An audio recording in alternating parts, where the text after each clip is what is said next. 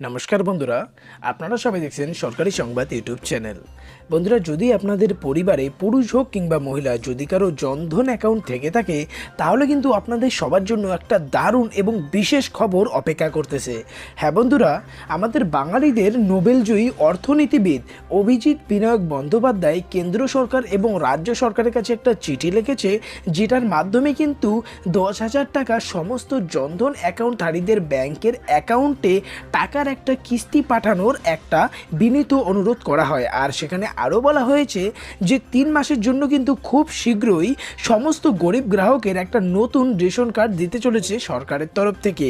আর বন্ধুরা, সেই রেশন কার্ডের মাধ্যমে আপনারা কি কি পেতে চলেছেন এবং এই যে টাকাটা আছে 10,000 টাকা, এটা কবে আপনাদের অ্যাকাউন্টে ঢুকতে চলেছে, সমস্ত বিষয় তথ্যই কিন্তু সেই চিঠিতে বলে দেওয়া হয়েছে।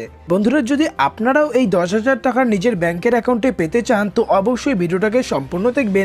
এরই সাথে এই ভিডিওটিকে একটা লাইক করে লাল রঙের সাবস্ক্রাইব বাটনে ক্লিক করে বেল নোটিফিকেশনটা অল করে দেবেন। বন্ধুরা, যেমনটাই সংবাদ মাধ্যমে দেখতেই পাচ্ছেন যে 10,000 টাকা ঢোকাতে হবে প্রত্যেক গরিবের অ্যাকাউন্টে। আর এই পরামর্শটা দিয়েছে নোবেলজয়ী অর্থনীতিবিদ অভিজিৎ বিনায়ক বন্দ্যোপাধ্যায়। তিনি আরও বলেছেন যে কেন্দ্র ও রাজ্য সরকারকে সুপারিশ করলেই কিন্তু প্রত্যেককে খাবার দিতে হবে।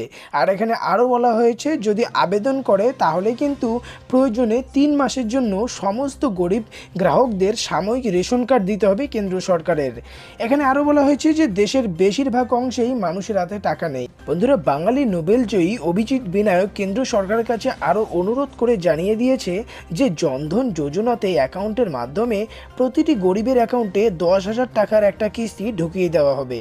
আর এখানে আরও বলা হয়েছে যে এই পরিস্থিতিতে তাদেরকে সাহায্য করা কেন্দ্রের দায়িত্ব ও কর্তব্য।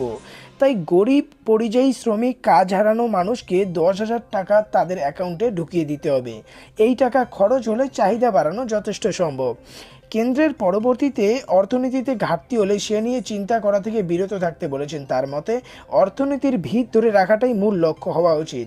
এই সময় গরিবের হাতে 10,000 টাকা দিতে হবে, এই সুপারিশ করেছে কেন্দ্রের কাছে অর্থনীতিবিদ অভিজিৎ বিনায়ক বন্দ্যোপাধ্যায়।